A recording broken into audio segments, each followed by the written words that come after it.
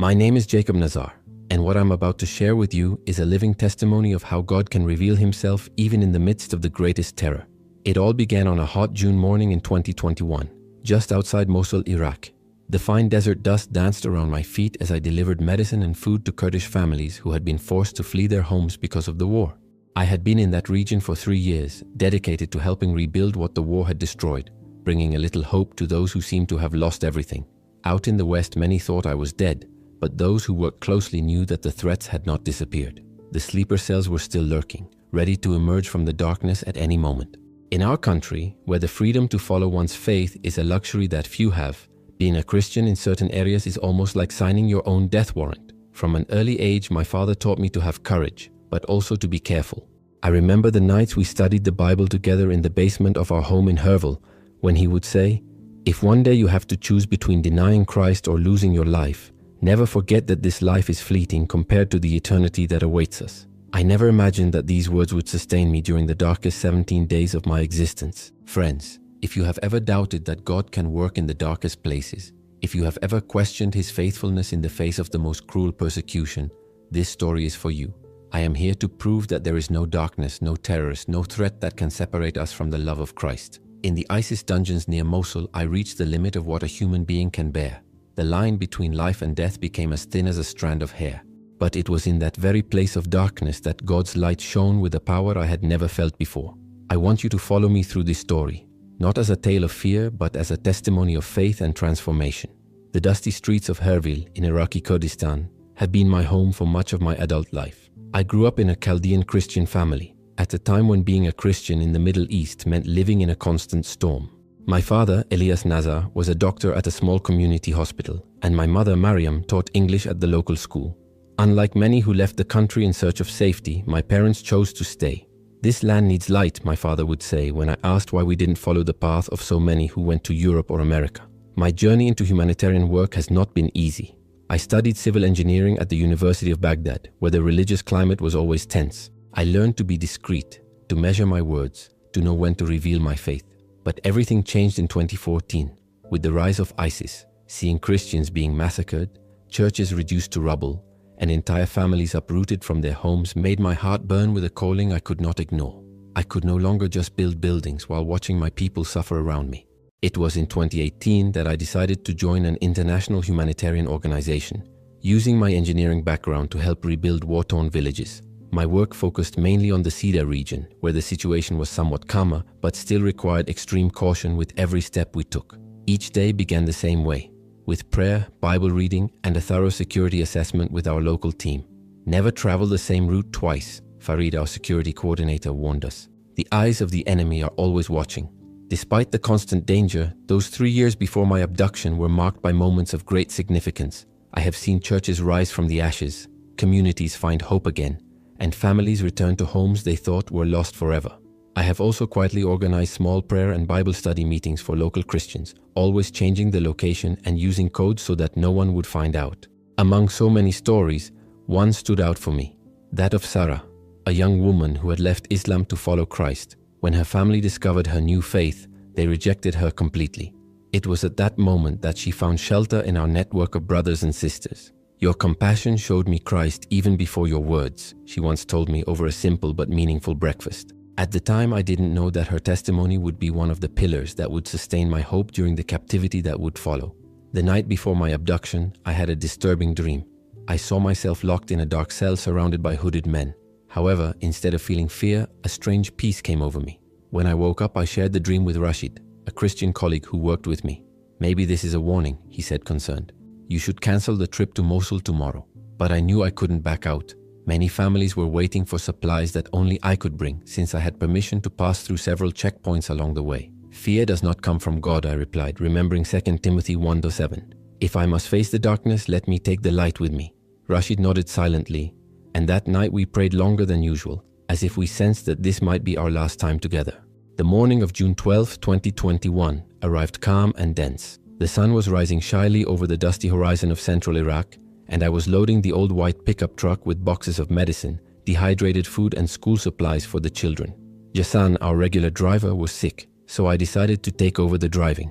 Later, I would understand that this coincidence was part of God's plan. If Hassan had been with me, he might have been captured or even lost his life. As I drove toward Mosul, I silently repeated Psalm 91. 1,000 may fall at your side and 10,000 at your right hand, but it will not come near you. At that moment, I had no idea how I would need to cling tightly to those words in the days to come. The road to Mosul was lined with checkpoints. Some were run by the Iraqi army, others by local militias. Near the city, on a particularly deserted stretch, I noticed a black car parked on the side of the road. It looked like a makeshift checkpoint, a common sight in the area, so I slowed down carefully. My left hand automatically reached for the briefcase where I kept my documents and authorizations while I mentally repeated my story. Humanitarian worker delivering medical supplies with no political affiliation whatsoever. When I was about 30 meters from the vehicle, my safety instincts went into red alert. There were no flags or official uniforms, just 4 men with their faces covered by bandanas holding rifles. One of them was pointing an AK-47 straight at me. Within seconds, I was considering my options: turn around and risk being shot in the back, accelerate and try to force my way past, or stop and trust in God. Before I could decide, a controlled explosion went off right in front of my car, sending up a cloud of dust and debris that forced me to brake suddenly. Get out of the vehicle with your hands up. The order came in Arabic, but with a strange accent that didn't fit the place. Maybe Saudi, maybe Syrian. My heart raced as I slowly opened the door. I'm an aid worker, I said in Arabic, trying to keep my voice steady despite the fear that gripped me. I'm taking medicine to displaced families. The tallest man, who was clearly in charge of the group, walked over and snatched my ID from my shirt pocket.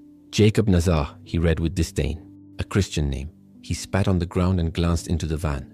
It seems we've caught a crusader missionary trying to contaminate Muslim lands. The others burst out laughing, a cruel laugh that would echo in my mind for days. It happened quickly and mercilessly. They hit me in the back of the head with the butt of a rifle, and when I came to, I was shrouded in darkness, my hands tied behind my back and a throbbing pain pounding in my head. The strong smell of damp and mold gave it away. I was trapped underground, probably in one of the tunnels ISIS had dug during its occupation of Mosul. I tried to move, but felt a chain lock my ankles to a hook in the wall. The clang of metal caught the attention of the guards. The door opened and a blinding flashlight forced me to close my eyes. The infidel has awakened, a cold voice announced. As my eyes adjusted, I saw 3 men in the doorway. 2 of them wore black balaclavas, but the third showed his face, a thick beard, deep-set eyes, and a scathing scar on his left cheek. I would later learn that this man was Abu Malik, the commander of this ISIS cell, and amazingly, the instrument God would use to free me. "Do you know who we are?" he asked with a calmness that was frightening. I nodded silently. "Good." Then he said in that cold, contemptuous voice, "Do you know what we think of Christians? To us you are less than dogs, especially those who try to convert Muslims." Then he pulled out his cell phone and showed me pictures that made my blood run cold. Pictures of me meeting with local brothers, baptizing Sarah in a makeshift tank, handing out Bibles hidden in food parcels. "We have informants everywhere," he said, a cruel smile on his face. "We've been targeting you for months. We've just been waiting for the right moment to get you." A shiver ran down my spine. They weren't just watching me. They knew every step I took, every contact I made, and how many others besides me were in danger. Thinking about Sarah, Rashid, and the risk my capture could pose to them, and so many others hurt more than any blow I had received. Abu Malik crouched in front of me, his breath thick with tobacco and cardamom invading my space. "You have 2 choices," he said with menacing calm. "Convert to Islam, renounce your false faith, and help us identify other believers. Or you will die, slowly, in ways you can't even imagine." I took a deep breath, feeling the weight of the decision that was about to come. My father's words came forcefully to my mind. "If one day you have to choose between denying Christ or dying, my name is Jacob Nazar." And with a serenity I didn't know I possessed, I replied, "I am a follower of Jesus Christ. I cannot deny the one who gave me life and purpose." The first blow came without warning. A sharp punch to the solar plexus that knocked the wind out of me. Then another to the face, splitting my lip open. "Everyone says that in the beginning," Abu Malik sneered as his men continued to beat me. "Let's see how long your faith holds out when you understand the true meaning of suffering." That first night in captivity set the tone for what was to come. I was alone, plunged into total darkness with no food or water. Every now and then, I heard distant screams, signs that I was not the only one trapped in that underground labyrinth. In my loneliness and pain, I began to recite in my mind every verse I had ever memorized. "Even though I walk through the valley of the shadow of death, I will fear no evil, for you are with me." At the time, I had no idea that that valley would be deeper and darker than I could ever imagine, or that God would use my suffering to reveal His power in extraordinary ways. Time lost all meaning in that infinite darkness, with no windows or clocks. My only markers were the torture and interrogation sessions, which occurred almost like a ritual, with frightening regularity. Every morning, or what I thought was morning, the metallic sound of the door opening and the monotonous voice of a guard ordering me to perform Islamic ablutions and recite the Shahada, the Muslim profession of faith. The guard would recite the words, waiting for me to repeat them. There is no God but Allah, and Muhammad is his messenger. My silence, firm and constant, was always the signal for the first punishment of the day. Lashes on the back administered with almost cruel precision. It would start with 5 strokes, then 10, and finally 20. Your stubbornness will only prolong your suffering, Abu Malik said with clinical coldness during one of his visits. He didn't show up every day, which showed he had other responsibilities outside of our captivity. We've broken men much stronger than you. By the 3rd day, my back was a map of open wounds, some starting to fester from the unsanitary conditions of the place. The fever came like a thick fog, blurring what was real and what was hallucination. At those moments, I would see my father sitting beside me, whispering prayers in Aramaic, the ancient language of our Christian ancestors. Other times, it would be the image of Sarah that would come to me, her face glowing after her baptism, reminding me why it was worth resisting.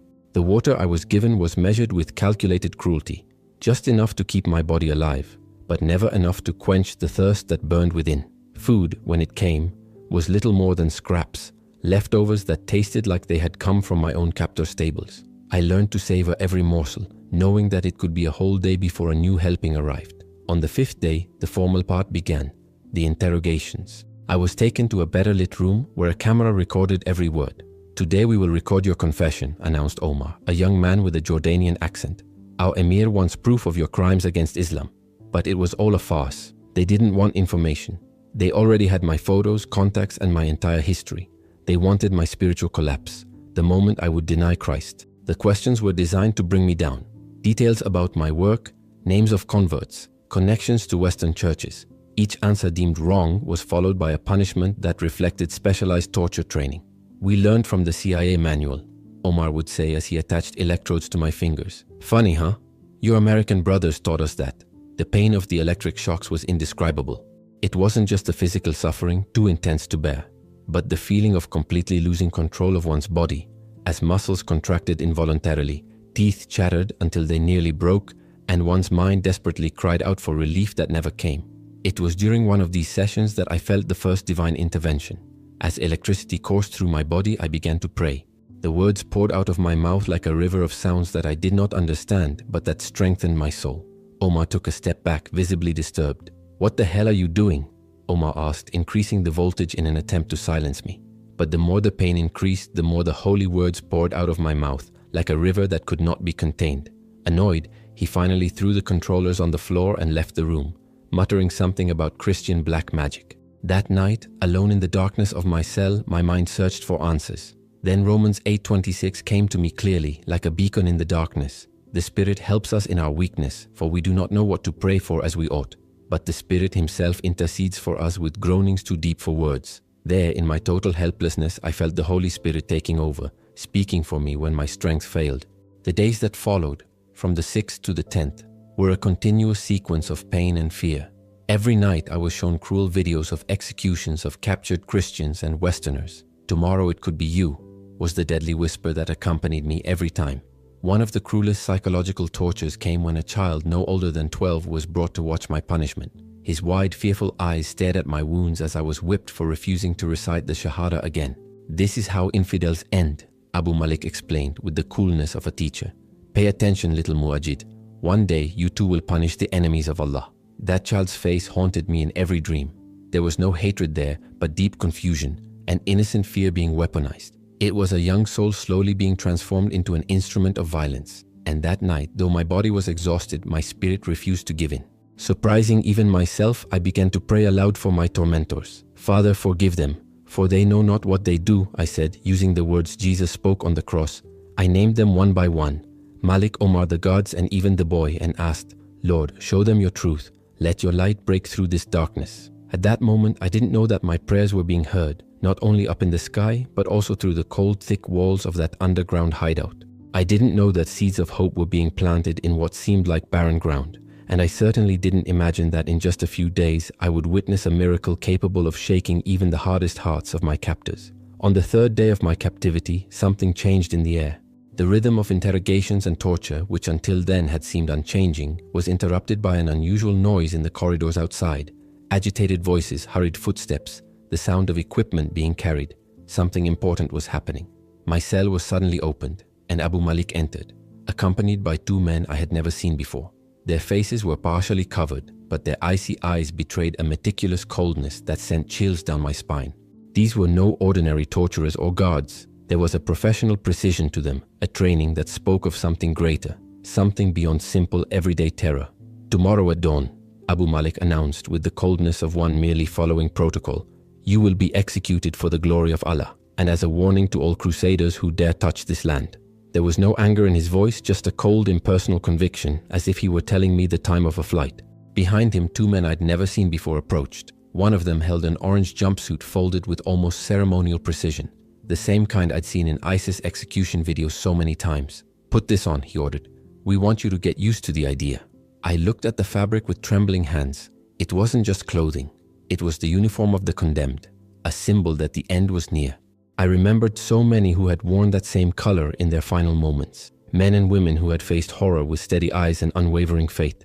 What if I refuse, I asked, with what little courage I had left. The answer came quickly. A kick to the stomach knocked me to the concrete floor. Then we'll put this on you after we break every finger on your hand, the other said in a thick Chechen accent. You'll die the same way, but with more pain. With effort, I pulled on the jumpsuit. The rough fabric stuck to the cuts and wounds on my body, making every movement hurt. I felt weak, humiliated, but there was a flame that they had not yet managed to extinguish. Abu Malik bent down to my level. His face was just inches from mine. You still have a chance, he said. Recite the Shahada. Accept Islam. Your death will be quick and clean.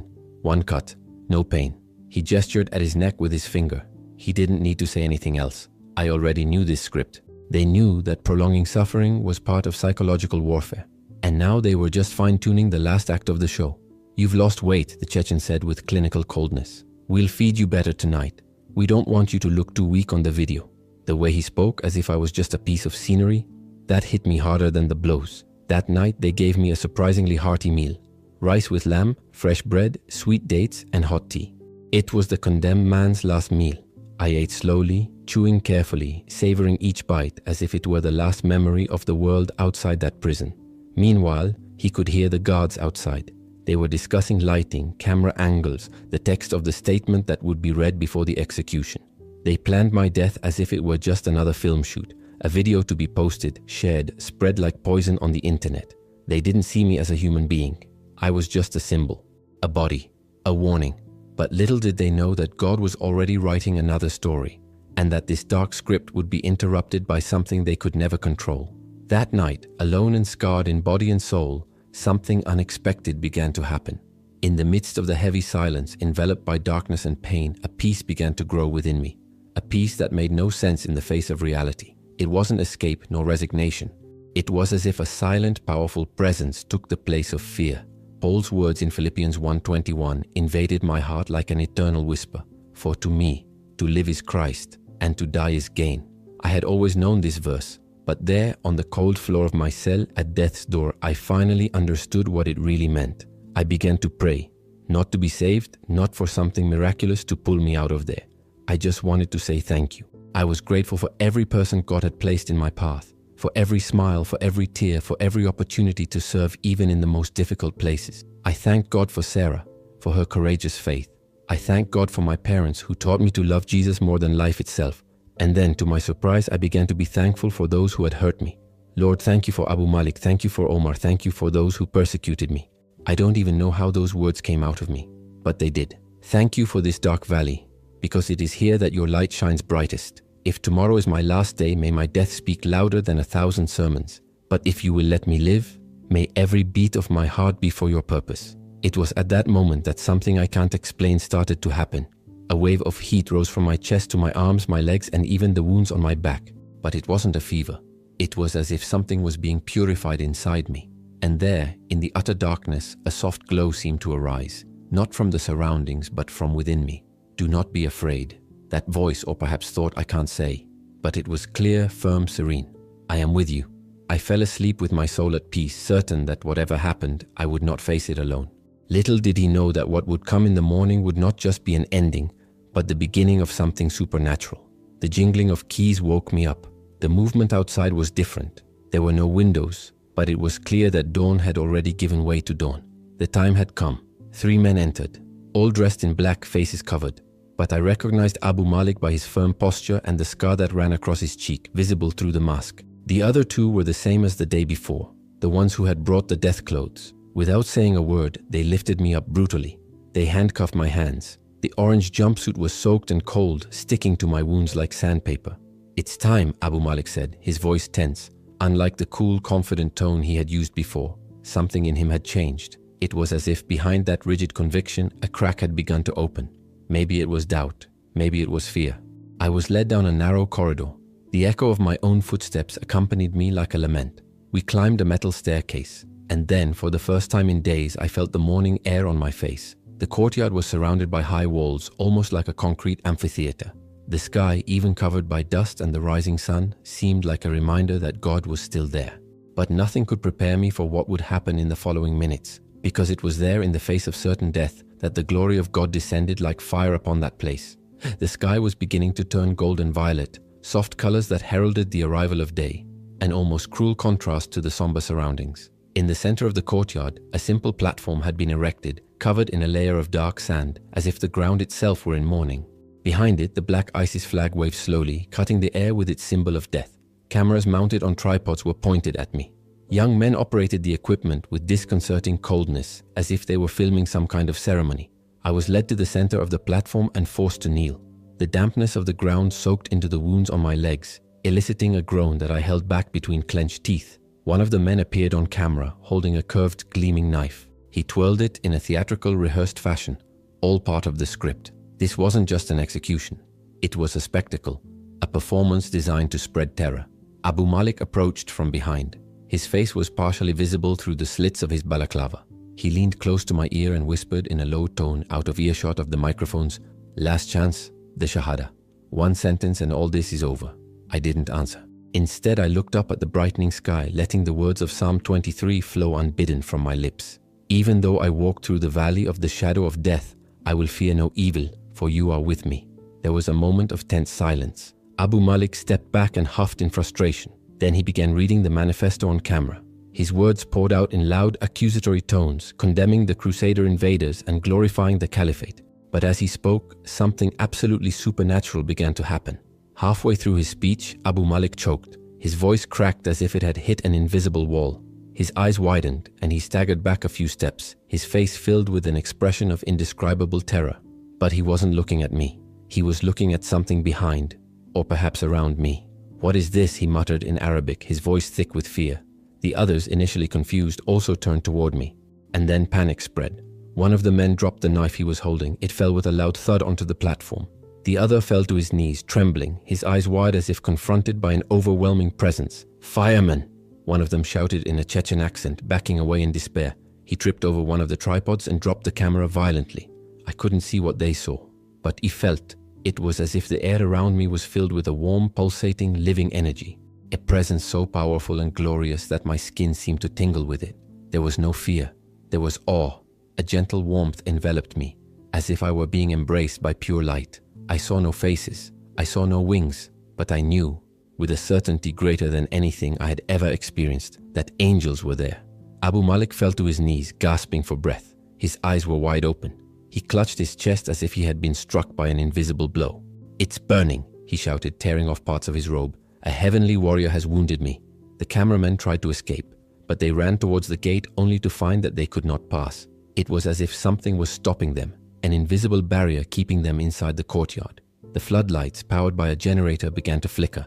Then they grew brighter until they became almost unbearable, as if the sky were showering glory on this place of death. There, kneeling, with the orange jumpsuit still stuck to the wounds on my body, I realized God was not only with me, He fought for me.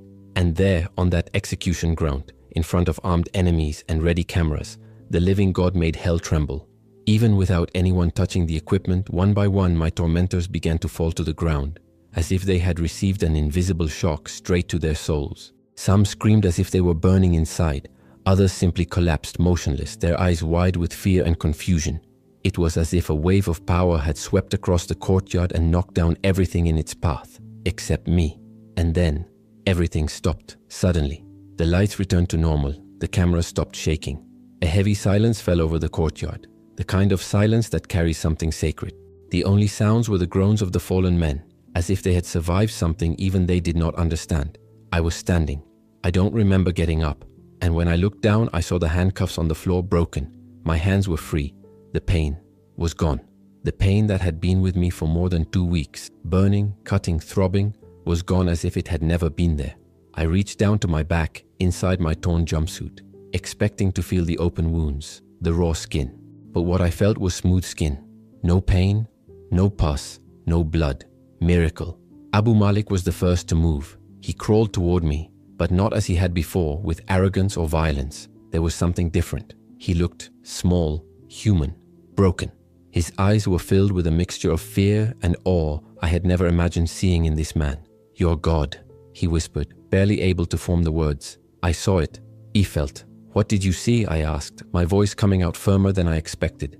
"Light. Warriors of light. 3 of them. Huge. With flaming swords. They were all around you. One of them looked at me and leaned in here. He put his hand to his chest right over his heart. When he touched me, it was like something inside me was exposed, burned, purified. I swallowed hard. I didn't know whether to cry, laugh, or just stand there in silence, letting it wash over me. And it wasn't just him. One by one, the others began to speak. Each one, with their own version, described the same thing. Shining figures, a powerful presence, warmth, peace, and a holy terror that made them fall to their knees. One of the camera operators, his hands still shaking, murmured, "The cameras maybe caught something." He shuffled over to one of the machines and resumed the recording. We gathered around the small screen, an unlikely group of jihadist soldiers and a Christian prisoner, united for a moment by the same question. What was that? In the recording, we saw the beginning of the scene. Abu Malik making his declaration, me kneeling, the executioners around, everything according to their plan. And then, the image was swallowed by a white light, so intense that the lens could capture nothing but pure brightness for several seconds. It wasn't a malfunction. It was too much for the camera, too much for the world. When the video returned to normal, it showed exactly what I had witnessed. Chaos, men screaming, stumbling, falling to the ground, fear in their eyes, an invisible presence that everyone knew was there, and that no one dared challenge. For long minutes, no one moved. The courtyard, once a place of death, had become sacred ground. It was Abu Malik who finally broke the silence. Staggering, he stood up and faced me. His eyes were different. "No one touches that man again," he declared, with a firmness that silenced the others. "What happened here today is beyond us. It is beyond our understanding, and I will not dare dishonor what we have seen." Then he ordered me to be taken somewhere else. Not back to the damp, dark cell where I had nearly died, but to a room upstairs with a window, a bed, clean water, food. It wasn't freedom, not yet, but it was something new. It was respect. It was fear. And it was a clear sign that God had changed not only my story, but also the hearts of men who had previously known only hate. That night, exhausted but with a peace that made no sense given the circumstances, I fell asleep looking at the sky through the bars of the small window. The stars twinkled outside as if to remind me that even in the midst of the deepest darkness, God's light never ceases to shine. I had no idea what the new day would bring, but I did know one thing. God had been there. He had not only rescued me from a cruel death, but he had also revealed himself to those who hated him the most. This divine manifestation was not just for me. It was for those who still lived blind, chained in lies. But what I didn't imagine was that the miracle I witnessed in the courtyard was just the beginning. The next 72 hours witnessed something even more extraordinary. Hardened hearts beginning to break. Men who had lived in hatred were now confronted with something greater than their ideologies. An eerie silence fell over the compound the next morning. No orders, no threats, no interrogations. From my window I could hear whispered voices in the courtyard below. Fragments of sentences rose in the air like echoes of a spiritual earthquake. I saw it with my own eyes. Was not of this world. He spoke to me. A prophet? No, something bigger. Around noon, the door opened slowly. Abu Malik entered, but he was no longer the same man. Without a balaclava, he was now wearing ordinary clothes. None of that black that symbolized the reign of terror. His eyes carried the weight of sleepless nights and internal battles. He hesitated for a moment, then asked in a soft, almost human voice, "Have you eaten today?" I was silent. The question disconcerted me.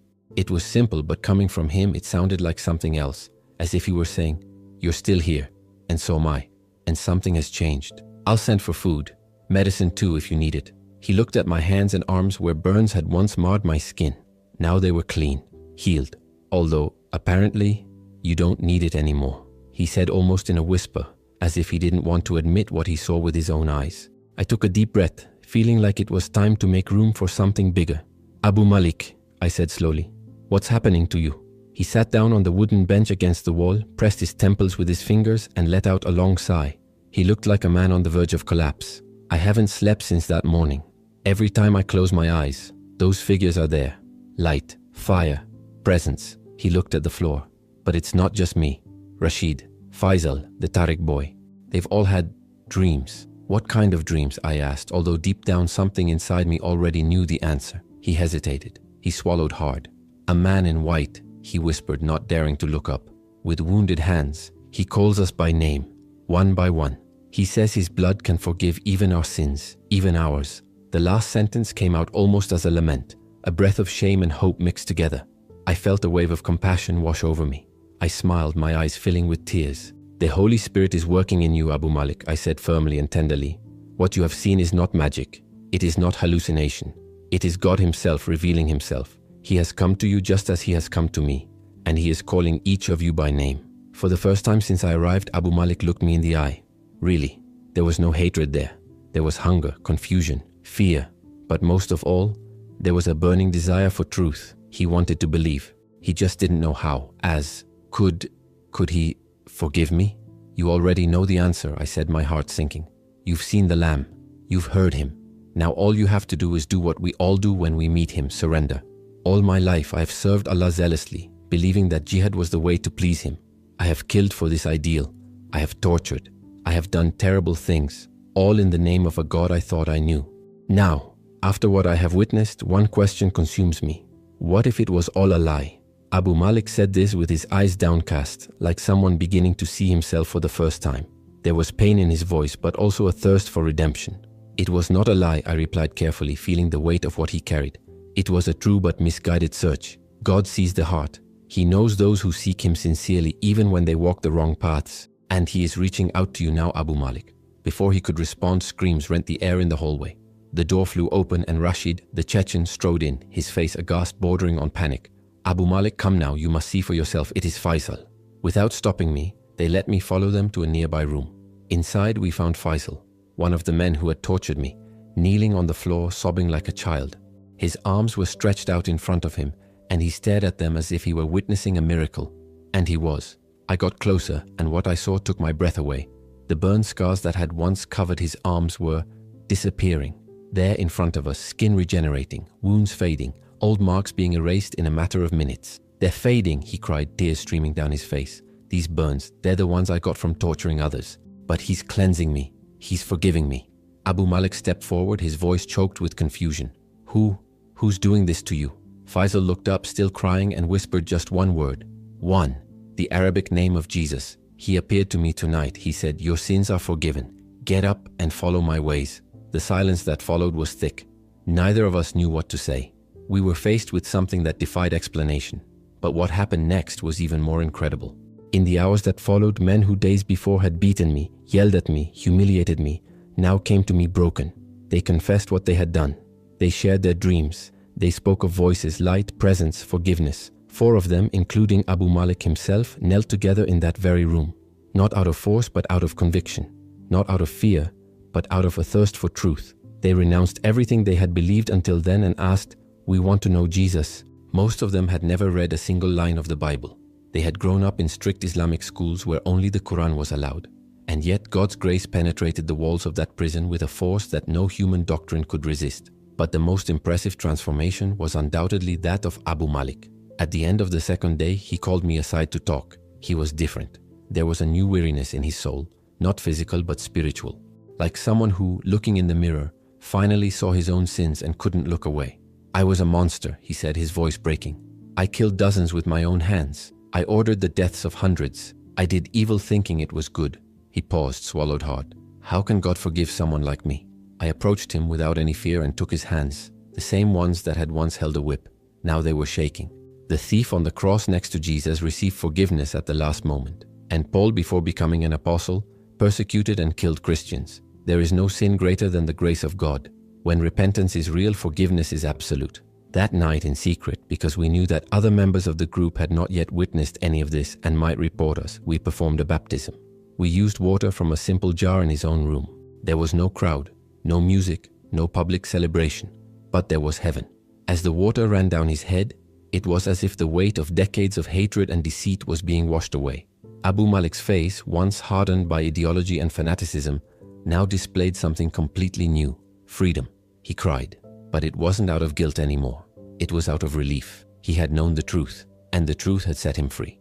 "My real name is Yusuf," he said quietly, almost as if reclaiming something sacred.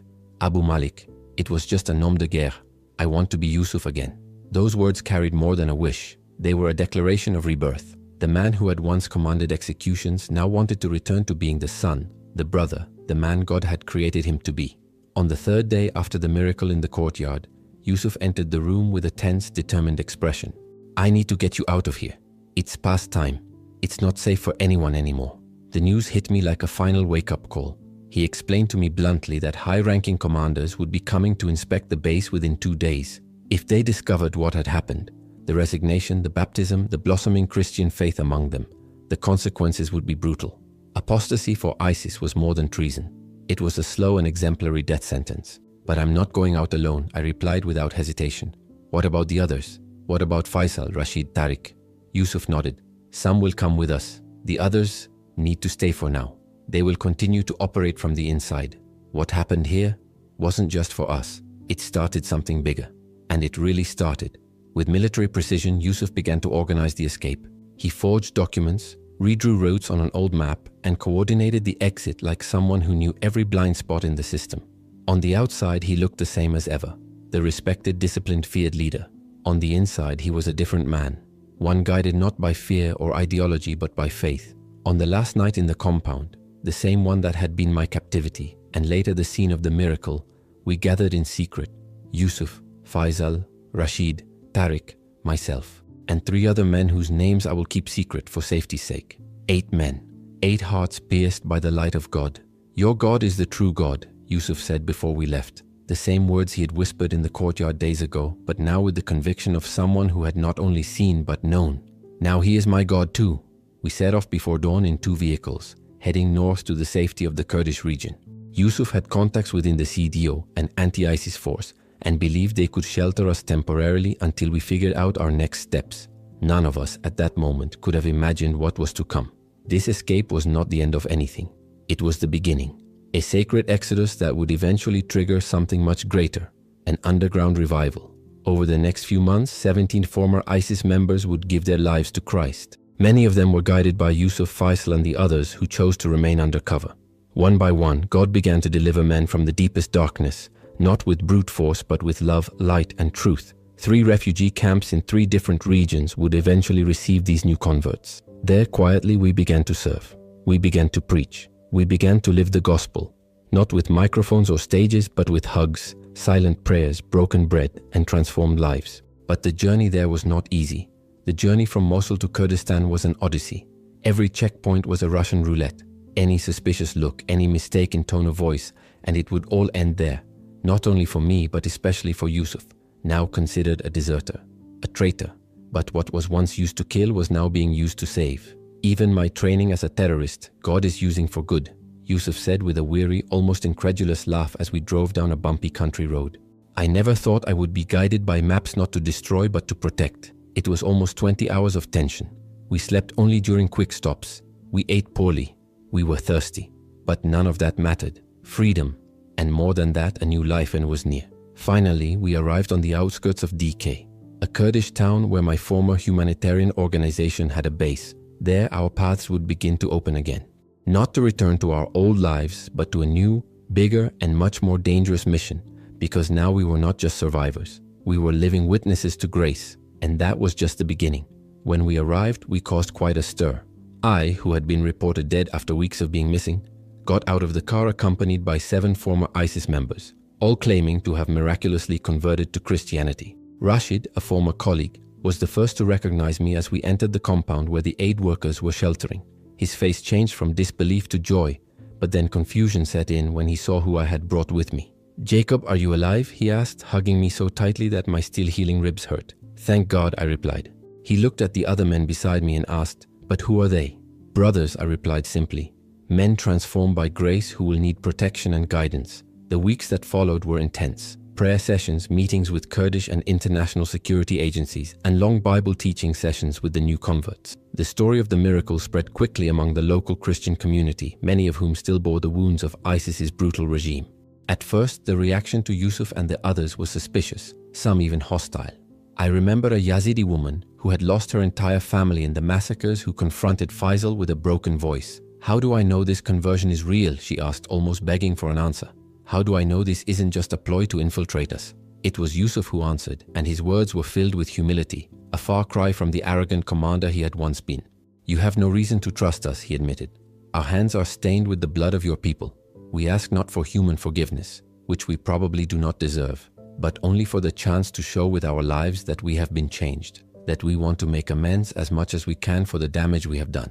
His sincerity, along with the testimony of the miracle that I and others could attest to, began to open doors. Gradually, even the previously skeptical Kurdish authorities began to help us. They provided new identities and basic protection in exchange for the valuable information that Yusuf and the others provided about active ISIS cells, weapons caches, and smuggling routes. This collaboration helped to thwart several planned attacks and saved many lives. During this period of transition, Sarah, a young convert to the Christian community, played a key role.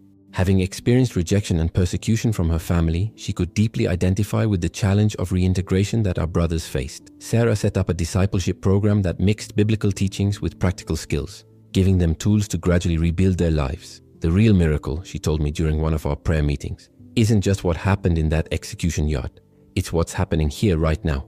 Seeing former killers become brothers and sisters dedicated to reconciliation and restoration is, to me, living proof of God's transformative power. 6 months after our escape, we witnessed a moment that sealed that transformation in a profound way.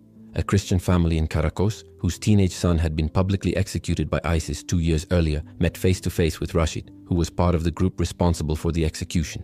The meeting, carefully conducted by local church leaders, was heartbreakingly intense. A visibly shaken Rashid knelt before the parents of the young man who had been martyred and confessed his part in that terrible crime. He did not ask for forgiveness. He knew that some wounds are too deep to be completely healed in this life. What happened next surpasses all human logic. The young man's father, a seemingly frail man, but with immense spiritual strength, placed his hands on Rashid's bowed head. In a choked but firm voice he said, "My son is with Christ, and Christ has forgiven his executioners on the cross. Who am I to do less?" Those words echoed, and despite the pain, similar scenes of reconciliation began to emerge. Former ISIS members, transformed by the gospel, reached out to victims' families to confess, offer reparations where possible, and accept the legal consequences of their actions. Of course, not all stories ended in forgiveness. Many victims were not ready to forgive, and no one forced them to. But each encounter, even the most difficult ones, was part of a larger healing process. As these miraculous transformations gained momentum, reports of similar dreams and visions began to arrive. Some ISIS members began secretly contacting our growing network, seeking help in their escape. Others defected and crossed into Turkey or Jordan, where they found churches willing to welcome them.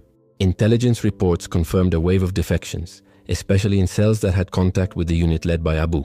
In the refugee camps where we served, these ex-combatants became living and powerful witnesses. With their deep knowledge of the Quran, now combined with their faith in Christ, they became bridges of dialogue with curious and skeptical Muslims. Faisal and Tariq, for example, ended up leading small house churches made up mostly of new converts. Yusuf, perhaps the most surprising case, dedicated his life to a risky mission, creating secret channels to reach disillusioned fighters, those who were beginning to doubt and question. "I know their minds because I've thought the same thing," he said. "I know what questions they keep silent, what doubts haunt them in the darkness of the night." The years that followed were marked by victories and losses. 3 of our brothers were discovered and executed by their former comrades. The pain of these losses was enormous, but their lives and sacrifices became seeds for new spiritual growth. These brothers, who gave their lives, ended up inspiring more than 300 missionaries from all over the world to volunteer to work in areas of persecution. The recording of my execution, or at least parts of it, reached Western intelligence networks. Officially, they classified it as a strange optical phenomenon, perhaps a technical error. But those who were there saw something that could only be explained as supernatural intervention. For me, That 17-day period in captivity changed everything. I was no longer just a humanitarian worker, but a living witness to God's action in the midst of one of the darkest places in this world. My story has come to particularly touch those who face real and profound persecution. This hope we carry goes far beyond our circumstances. Today, I understand Stephen when he saw heaven open before him. I shared this at a conference with persecuted churches in Amman. Sometimes God uses persecution to reveal His glory even to His worst enemies. In my case, it wasn't my strength or courage that made the miracle happen. It was Christ living in me, resisting until the right moment. 4 years have passed since that early morning in the execution yard when God acted supernaturally. They were intense years, full of risks, but also of incredible testimonies of transformation and new life. Now, speaking to you from a safe place, I think about the most profound lessons that this experience left me with.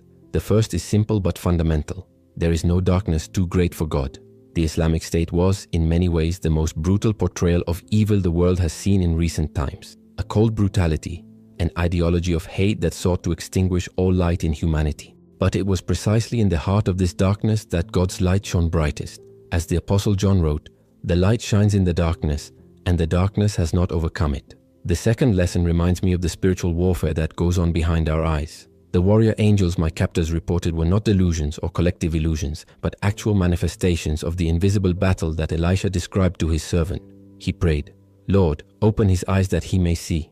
And just as that servant saw the mountain filled with horses and chariots of fire, today the heavenly forces continue to be at work, even though we cannot see them with our physical eyes. Finally, the third lesson came from the power of prayer during persecution.